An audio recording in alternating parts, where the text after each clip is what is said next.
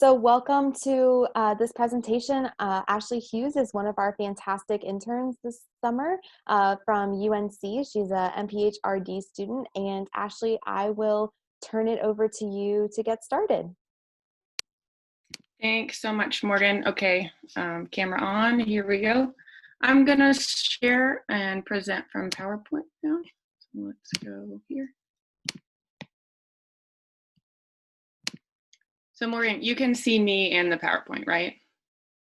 Yes. Okay, perfect. So thank you for that introduction. As Morgan said, I'm an intern with NC Alliance this summer. I'm a MPH-RD student at UNC Chapel Hill. So we're going to talk today, just what she mentioned, a modern day harvest of shame, really a coalescing, I think, of a lot of social movements and civil rights movements that are going on today in addition to global pandemic. So the agenda, I'm going to give you a little bit more background on why I'm even presenting today. Want to get out there my goals and objectives for today, and then we're going to launch into a history of not only the harvest of shame, but some social context of the 1960s, the outcomes, and then what today looks like, you know, the harvest in 2020. We're going to wrap up with some current events and organizations that are also working in this space. And then I'm going to offer a few conclusions that kind of our personal opinion, but I think I would love to get, you know, your guys' idea on conclusions at the end of this, and, you know, what your thoughts are on where we are as a nation right now. And then discussion, I would like this to be as informal and kind of a discourse as possible. So, you know, it is a sensitive subject matter. If you feel comfortable sharing, please do, but we'll get to that later, and depending on how many questions. And I just wanted to also add, if you would hold questions to the end or put them in the chat box, Morgan is going to moderate those. So my why for today, and you'll see here an image of a little scratched piece of paper.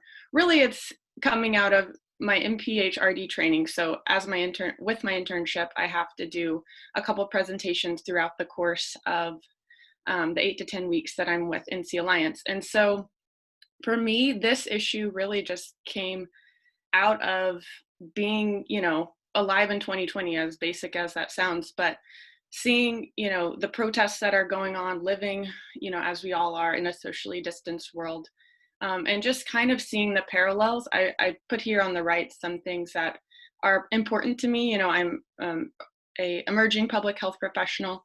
My father has a dairy farm. I'm really into history in a lot of ways, and I wouldn't call myself a buff, but, you know, just always fascinated by looking at the past to inform where we are today.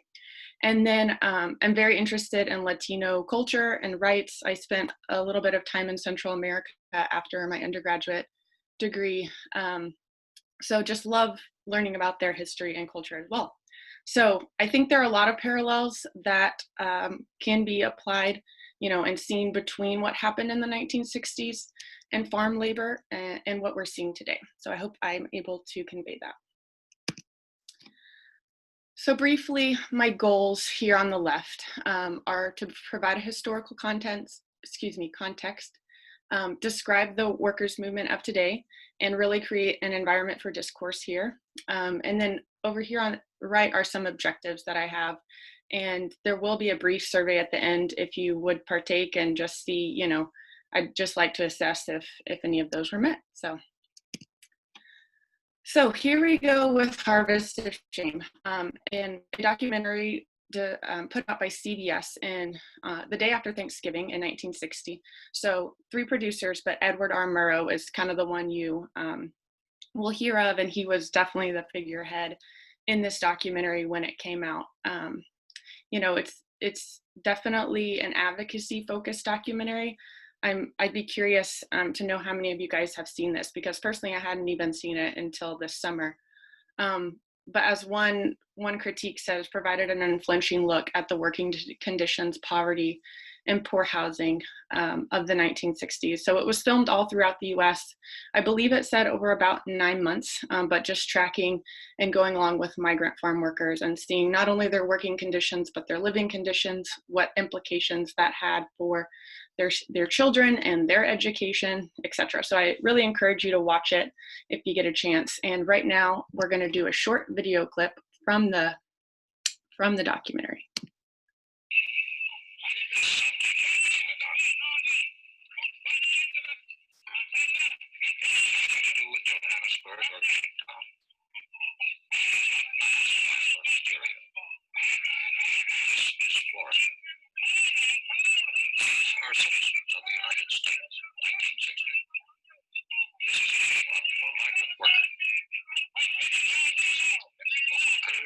seem to go in piece rate.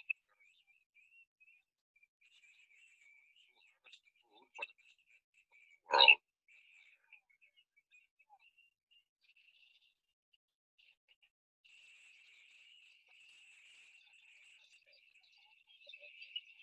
One farmer looked at this and said, "We used to own our slaves. Now we just rent them." So, as I mentioned, as the film mentioned, that was image of a shape up is what they called. So like the morning, I believe this is in Florida. This, yes, you mentioned this piece is specifically from Florida, but you know, there's a lot of migrant workers and the bosses more or less are calling for workers and saying how much they could earn that day. And then that last line you heard there is one of probably the most quoted lines, I would say, that comes out of the Harvest of Shame, and yeah, just really heartbreaking in that regard, and you know, a stark look for sure. So this is what Walter Cronkite, a quote from him. He was a colleague of Edward R. Murrow at the time at CBS. And I'll just read it here. He says, "A harvest of shame became one of the seminal moments when the country's perception of itself seemed to shift. The film triggered a wave of social awareness and activism that came to define the 1960s. So we're going to discuss some of those social moments. So here is from the History Channel. It's just a kind of timeline of some of the big events. I've highlighted a couple that I think are especially salient to not only being in North Carolina, as I know many of us are a based organization. So you have the Greenboro sit-in that occurred in 1960. And then I also just want to highlight some of Johnson's civil rights legislation and legislation generally that came out of what he declared as the war on poverty, and then was also being, you know, simultaneously proposed as the civil rights movement started, you know, most famously championed by Dr. King. So not going to read through all of that, but I just wanted to provide kind of a timeline of what we're talking about here. So again, I don't want to like say that the Harvest of Shame is responsible for, I don't want to draw any causality essentially, but it's interesting to see the comparisons. And so again, civil rights legislation, as we saw in the previous slide, Johnson's War on Poverty was declared in 1964. And that was the precursor to a lot of the social programs that we have today. So the Economic Opportunity Act, created Head Start, VISTA, the Job Corps, the the Food Stamp Act, which today we know as SNAP, and the Social Security Amendments Act of 1965, which was in that act, Medicare and Medicaid, as we know it, are created. And then we're going to kind of shift now to the farm workers movement that was simultaneously happening in the 60s. So a brief history here. In the 19th century, so, you know, the early 1800s all the way up to the turn of the century, there were a lot of Chinese, Japanese, Filipino, and Mexican migrant workers. And I think, especially when I think of this, it's more, I think of like California as being a concentrated area. But that started to shift after World War II. So the United States signed the Mexican Farm Labor Agreement Act with Mexico, what became known as the Bracero program, which means like manual labor. And so it was essentially like a worker, you know, it guaranteed basic rights to workers, pay, housing, in exchange for labor. So it was an easy and effective way to get a steady stream of labor, as many American young men were going off to fight in the war. But many of those promises were broken. That kind of set the tone, or that program ended in 1964 and really set the tone for what would come in the 1960s later on. So at the bottom here, I wanted to point out that the United Farm Workers Association, which is today the largest labor organization for farm workers, was a joining of these two organizations below it, the National Farm Workers Association and the Agriculture Workers Organizing Committee, famous figureheads in that movement, of course, are Cesar Chavez and Dolores Huerta, who is featured on the image in the right. So very important work advocating early on. We talk about where we are today with farm worker rights, and rewind the clock 60 years and there were even less rights at that point. So very important work in our history. So now, again, I want to shift a little bit and talk about farm workers of today.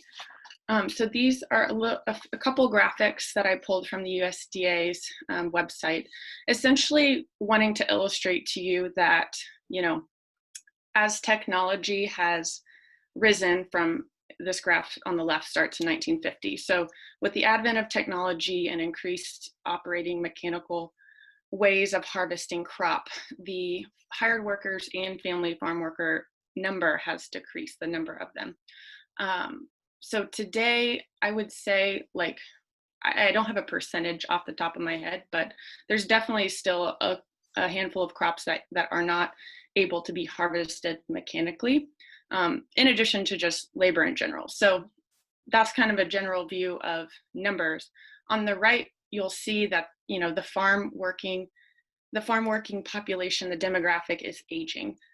I believe it's covered up over here. So yes, that foreign-born workers versus US-born workers, there's an aging population there, and just overall as well.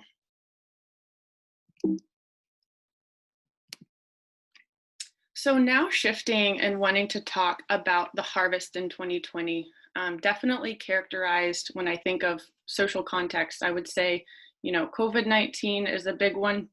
And then also the national and international protests around racial justice that are occurring. COVID, we're going to get into that a little bit more, and I'm sure you guys have heard about current events, or current articles that are coming out recently about workers' rights and, the need for PPE and social distancing, and that, outbreaks of sickness among these workers. And I don't want to get too much into the weeds in terms of like quantifying or identifying where those outbreaks have happened. And I also just want to mention that I'm not going to discuss like factory workers today, although that's another important part. But, I just wanted to draw a comparison of when we think about social movements that were happening in 1960 when Chavez and Dolores were making their movement. I think today these are two really big movements that we need to keep in mind as kind of coloring that background. And just a last point in terms of the racial justice, I know we looked at civil rights, and that has a lot to do with African American rights. And, I'm sure you've heard today that there's also a lot of unity and like synergy between the movements of Black and Brown communities. So this is the critical infrastructure sectors as defined by the United States government. You'll see farm workers are included here, among as well healthcare workers, public health.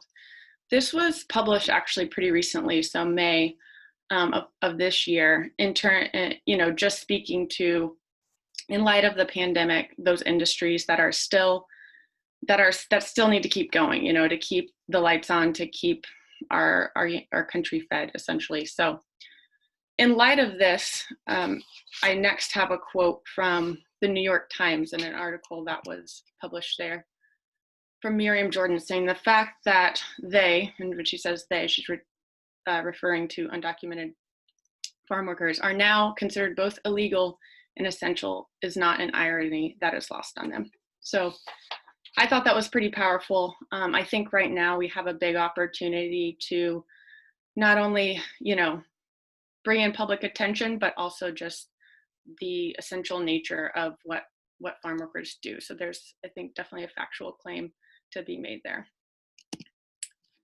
So as a public health student, I had to bring in social determinants of health here, but I just wanted to speak about this in light of the movements that we've talked about and how that also affects health. So starting, I guess, with the built environment, housing is definitely something that farm workers, that there's been attention around, and shared housing, especially with COVID-19.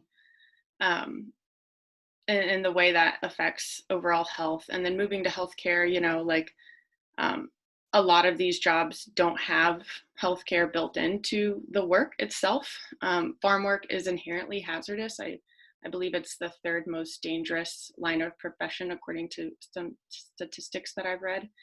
And then also there's disparate rates of chronic disease, especially cardiovascular disease and diabetes in Hispanic communities.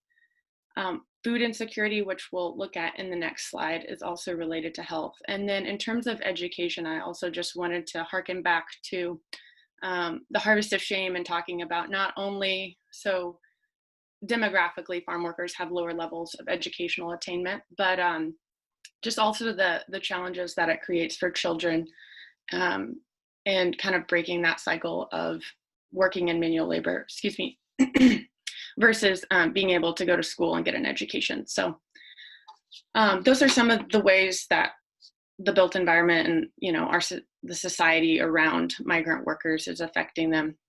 But I don't want to sound like, you know, there's only challenges, because as a woman, the leader of the United Farm Workers has said, and we'll get to that later, but I listened to her podcast last night actually on this topic. You know, there's a lot of resiliency in the farm worker community, and they have a lot to offer, of course, and, you know, so there's a lot of opportunity for growth, essentially. So trends in food insecurity by race and ethnicity. This is again from the USDA. This is really what my research this summer is focusing on, ways to improve food insecurity. So I couldn't present today and not give a nod to, you know, as we said, social determinants of health, how your job, your housing situation, your education are all factoring in to determine health outcomes in a really, you know, complex way that's hard to disentangle and hard to treat with one solution or anything. So, and I think today, another reason why I wanted to include it was because our discussion today really gets at some of the upstream causes that could in turn affect things like food security. So just some current legislation and current events that are happening today. HR 5038, the Farm Workforce Modernization Act of 2019, was passed by the House late last year with bipartisan support. Again, the United Farm Workers were involved in drafting this legislation. It is a pretty lengthy bill, as most of them are, but some of the highlights are listed there. A way for earned legalization for migrant workers, H-2A, which is the visa program that many farm workers come over on, and then e-verification. Additionally, there's the HEROES Act, which is now, you know, within our legislative system. It passed the House on May 15th, and it is a coronavirus-focused plan that also includes relief and you know, provisions for farm workers and essential workers in this space.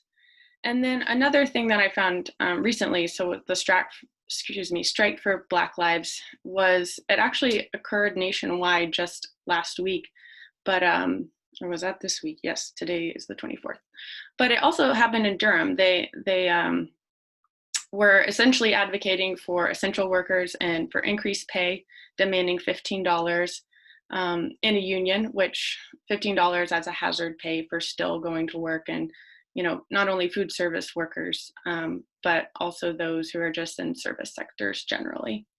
And please, I don't know all the ins and outs and the implications of these bills, so please don't ask me a ton of detail, but I did want to present them as current events and current movements that are happening, and this was like not even that hard to find. So again, just reiterating the salience around this issue and you know, the attention that farm workers and the labor movement is receiving. And then kind of on that note, just wanted to throw this out there in case anyone's interested in learning more at the end of today. So Teresa Romero spoke on the Food Talk podcast, which was literally released 2 days ago. So I thought that was a good sign in terms of you know, we are timely in this discussion, and it's encouraging that there's a lot of movement and attention. So again, thank you for being here.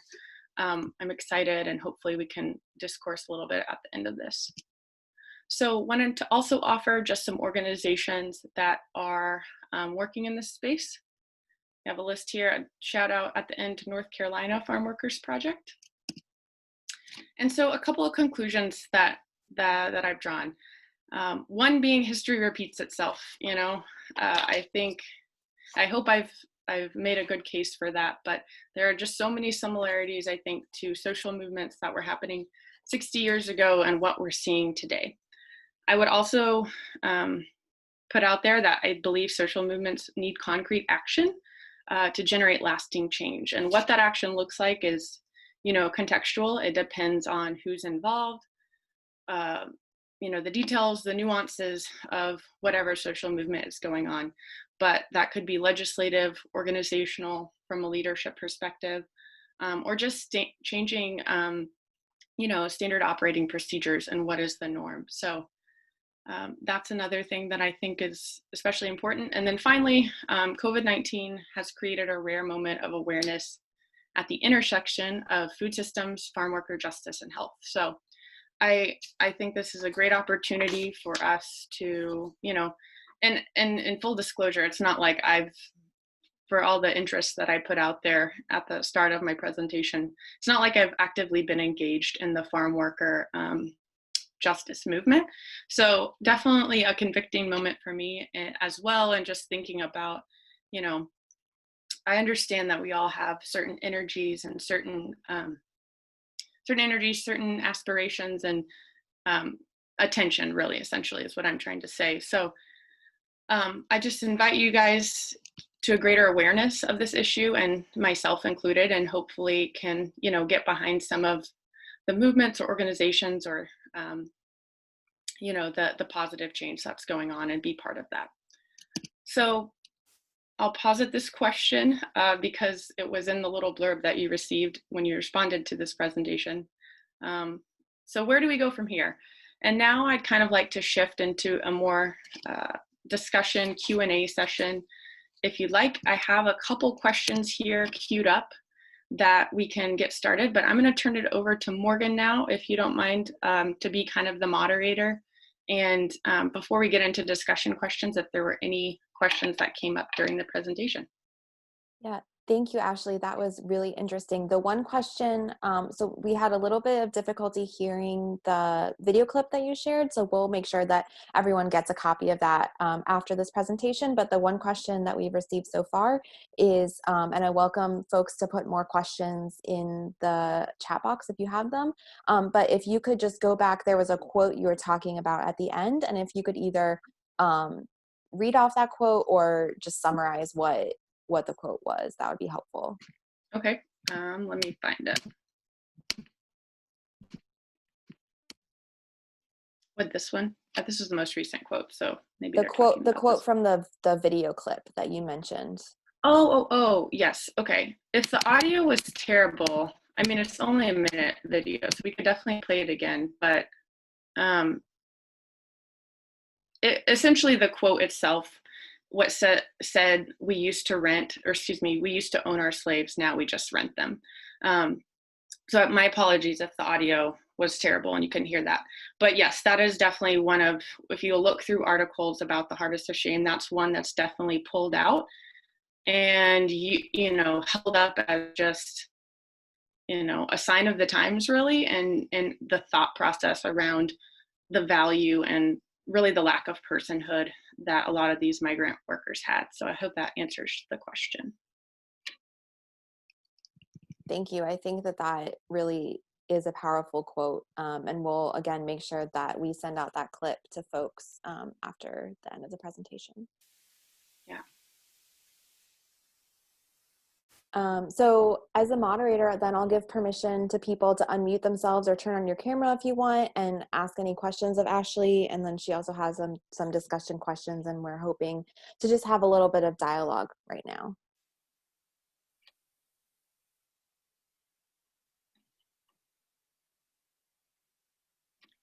And I do want to just preface, I know like we're not an introduced group, so it can be hard to speak up. And then also just having social discourse in a time of social distancing.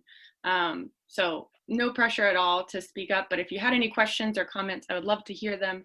Yeah, we'll give people a few minutes and see what happens. And then if not, I can just cut to the survey. Hey, Ashley, this is Marianne. I was wondering if we could run through, hi. I was wondering if we could run through maybe some of the data around farm workers. How many do we have in North Carolina? What are some specific challenges they're facing? We could talk a little bit about that. Yeah, of course. I don't have off the top of my head in North Carolina specifically. In the US, from that graph, let me go back to the graph in terms of nationally, the number of farm workers. Yeah, it's somewhere around 3-ish million. So I do know that California and Florida are the, they have the most farm workers by state. North Carolina, I don't know where it ranks, but obviously we are an agrarian state.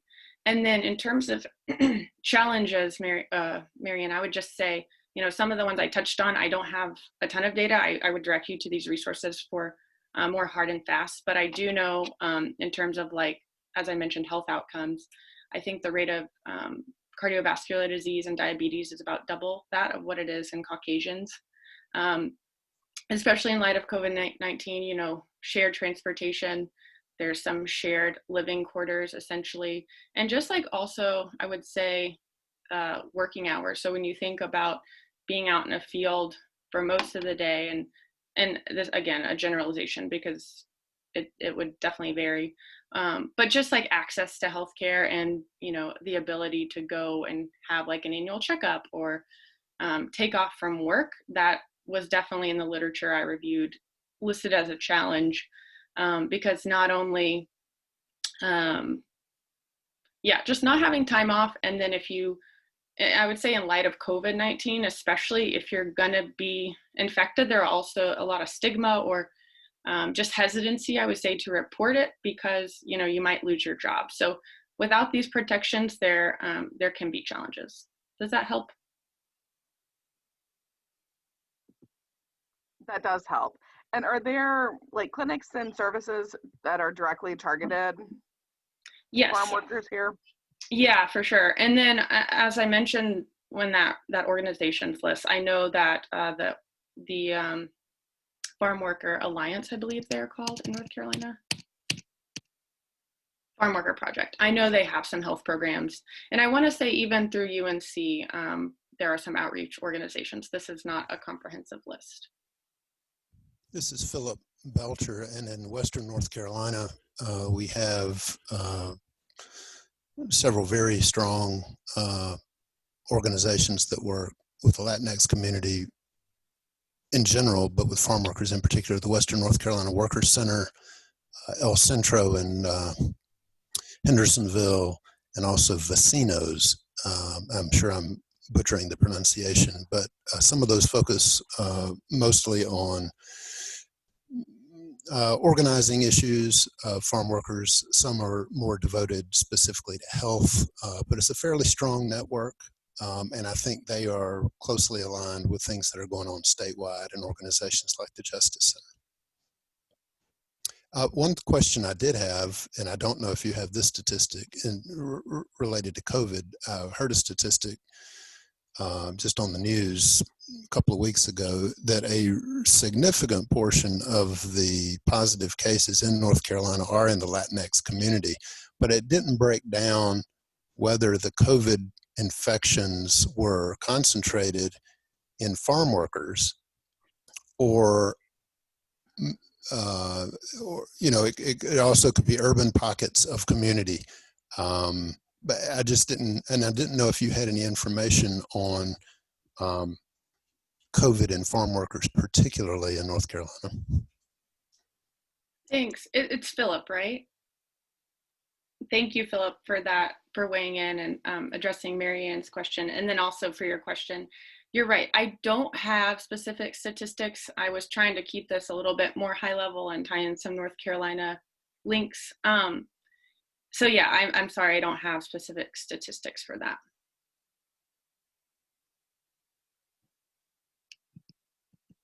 Philip, this is Morgan. One thing I can speak to is that I know that um, there have been a lot of outbreaks in the meat processing plants in North Carolina, of which there are many, which I recognize is not exactly the same as what we're talking about, but I think it's a similar population that's being affected and having similar disparities and kind of barriers to accessing health. So I know that that is definitely something that has been highlighted, um, even to the point that there was some funding included in the COVID recovery package that the North Carolina General Assembly passed. Great, thank you. Hi, my name's Kana. Thanks, Ashley, for the presentation. I'm with Second Harvest Food Bank of Northwest North Carolina in Winston-Salem.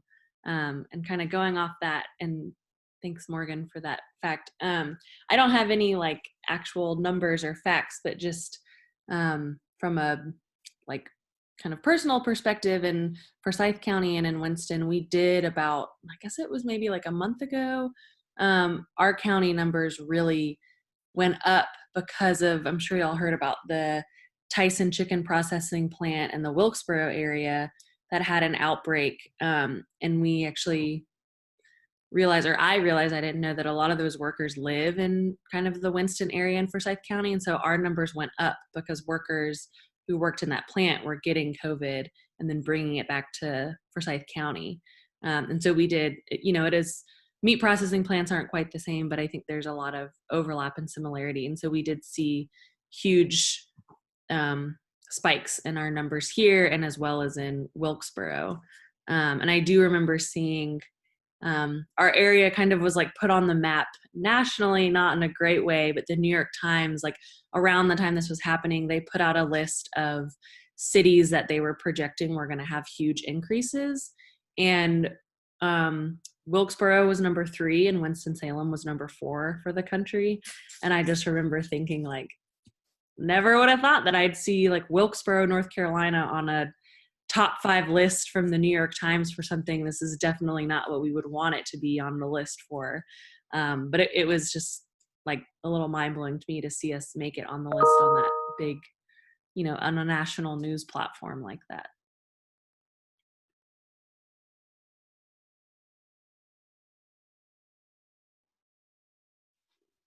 Ashley, this is Morgan. One of your discussion questions is talking about the similarities between the social movements of the 1960s and today. And I'm just, and what is different. And I'm just wondering what you think. So we've been having a lot of conversations about whether there have actually been improvements or whether the understanding and the level of kind of what's acceptable has just kind of shifted and we've just like kind of moved the line.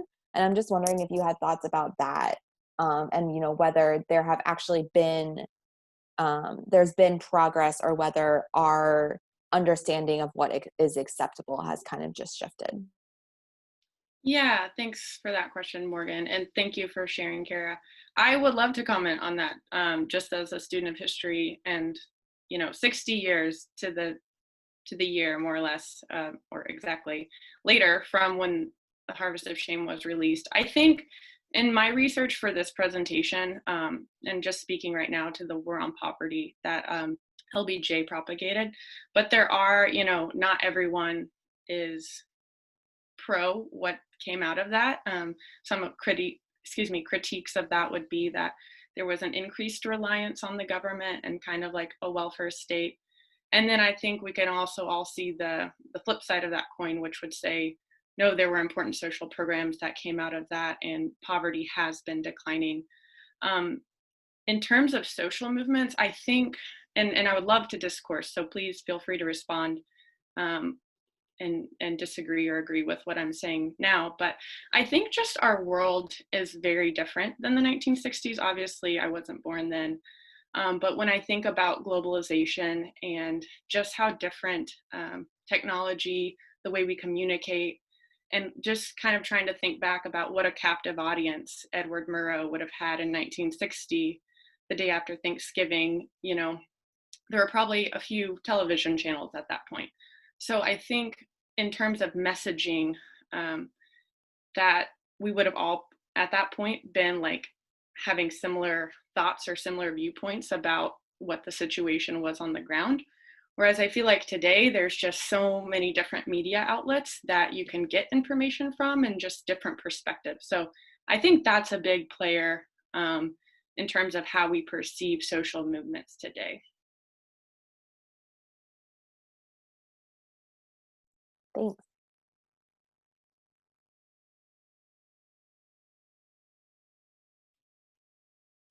Anyone else have any thoughts or any other questions from anybody? There's a question in the chat. Has there really been improvement since the 60s? Is that directed towards me or? I think so. Anyone? I would ask for clarifying, like, improvement in what sense? Well, that question came from Philip. In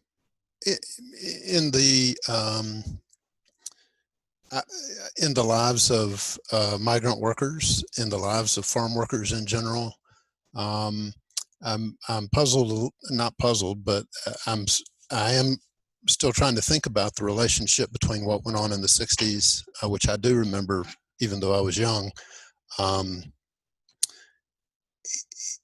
what's going on now.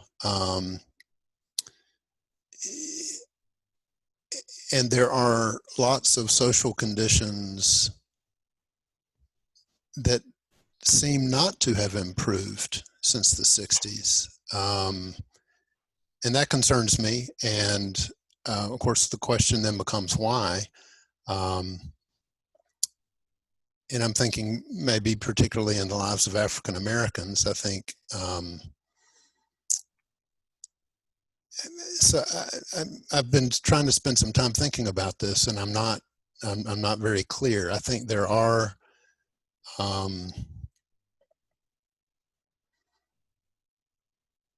well, I'll leave it there. Thanks, Philip. I think that's a really good point. And I think that's what I was trying to get to with my earlier comment is like, have we really just shifted the line of what we consider kind of acceptable and, or have there actually been steps forward? Has there really been progress, or are we just reinventing what we think progress looks like, I guess? So are you suggesting that we're willing to accept more now than we were then, so therefore things look better? Yeah. Okay. Morgan, if I could just volley that back to you, what are your thoughts on that? I mean, posing the question, what would be your response to that? Yeah, I mean, I think we have kind of just moved the line, right? I think in some areas there have maybe been some improvements, but I think we've also just changed the discourse around what has been deemed acceptable, and maybe that the inequities haven't really been addressed, but they've just been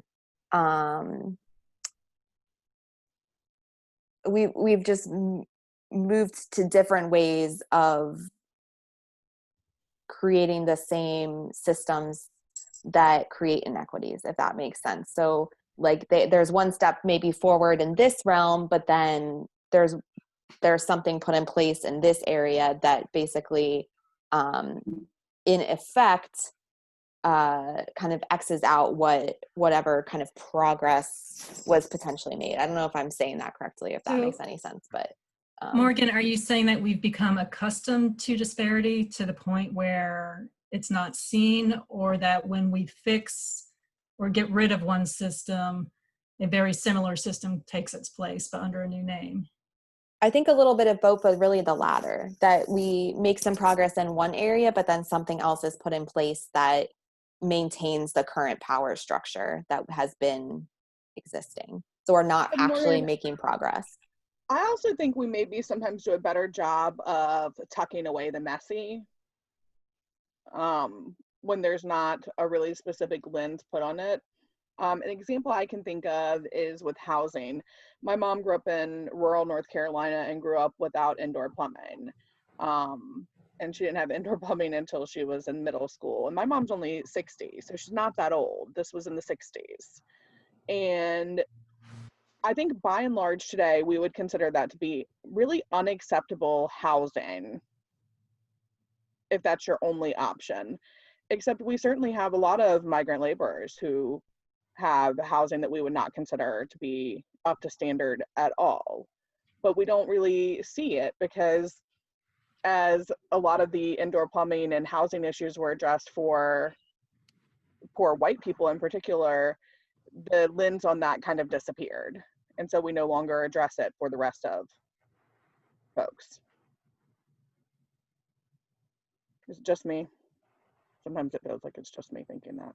No, I think you're right, Miriam. This is Chanel. I think,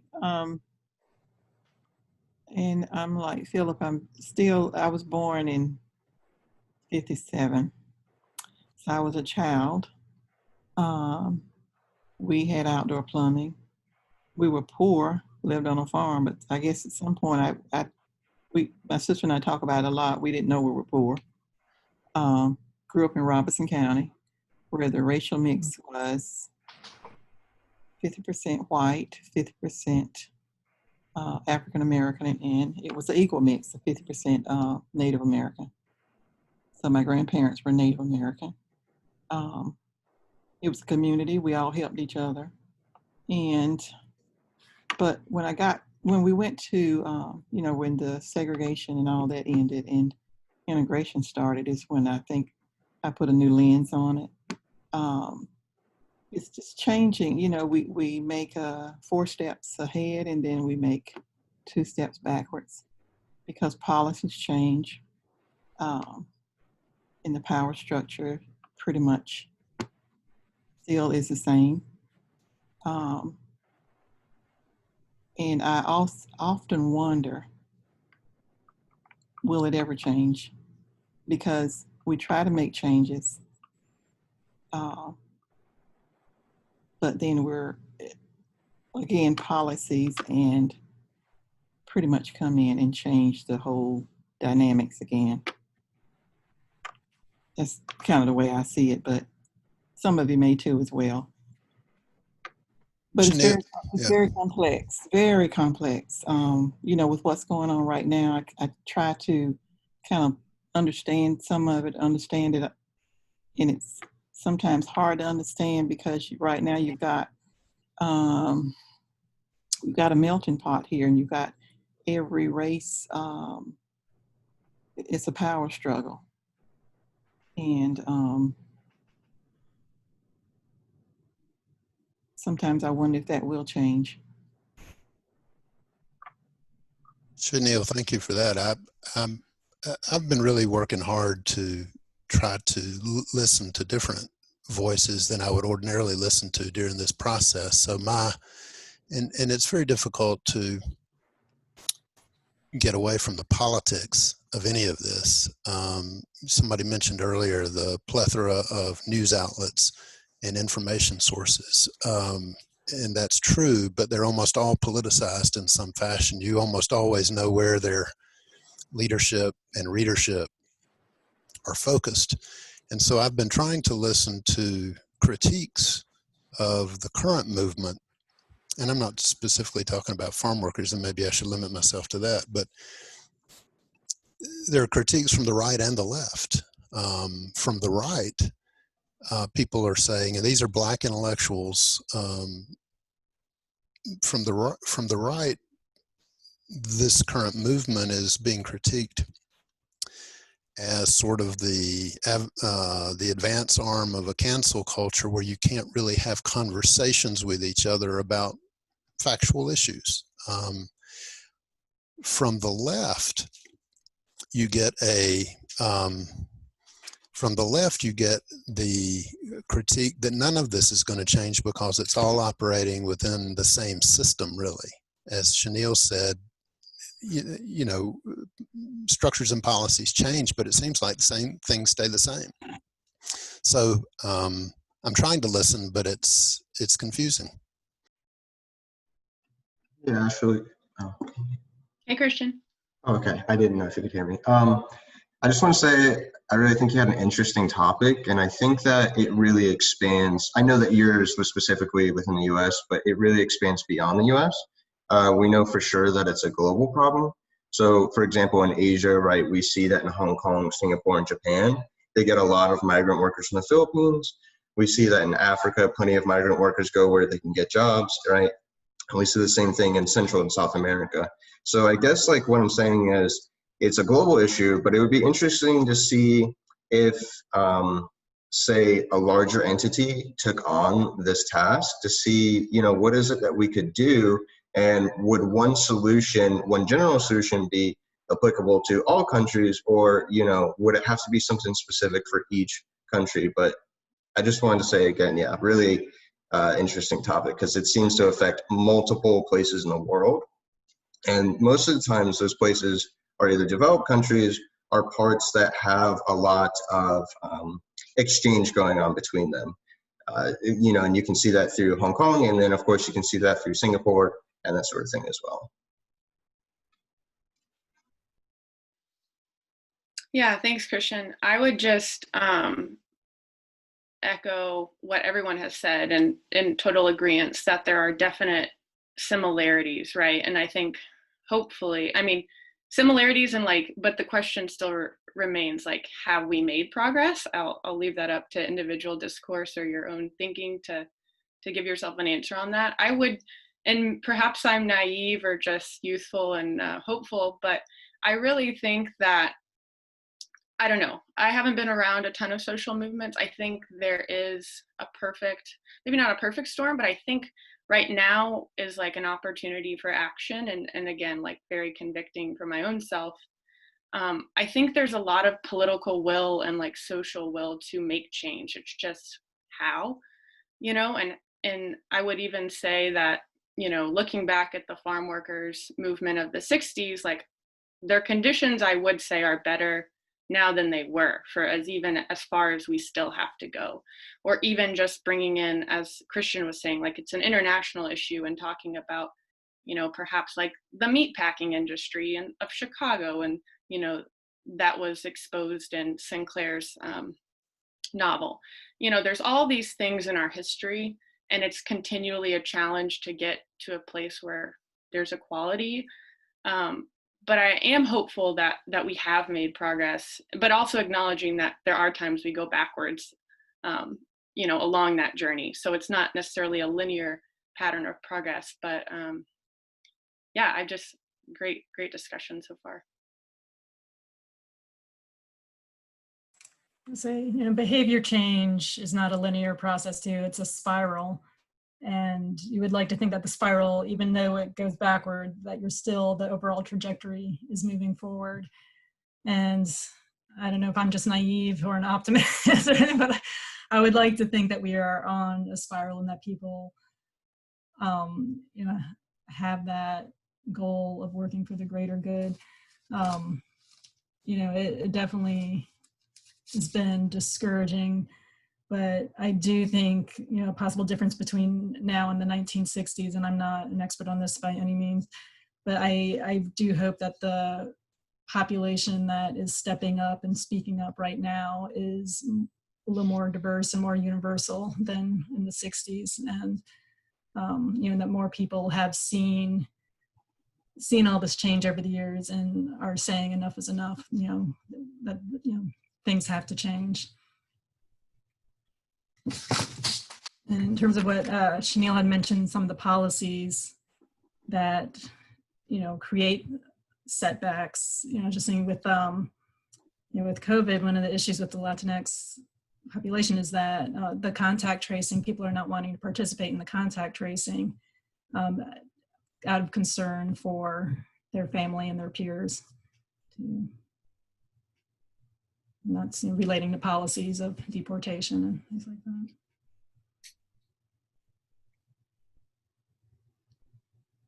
Thanks, Rachel. I think those are all good points and things I hope that we keep talking about and thinking about moving forward.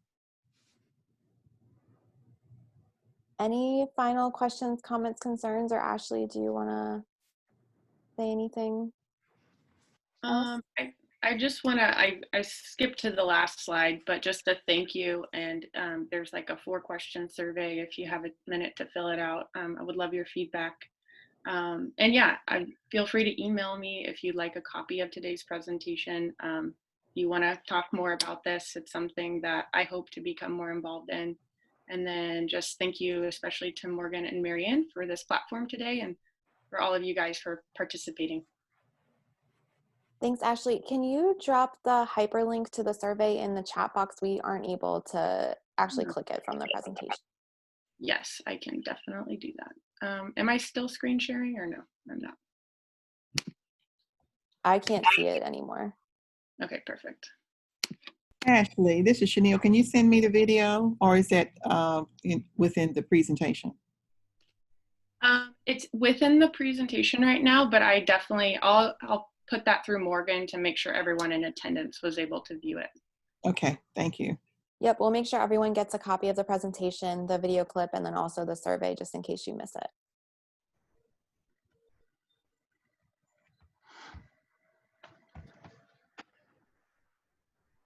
Last call for final questions, comments, concerns, or I'll hand it back to Ashley to wrap us up. I already did my wrap up. Thanks, everyone. Have a great rest of your day and a great Thanks, week. everybody. We appreciate it. We'll follow up via email. Thank you. Thank you.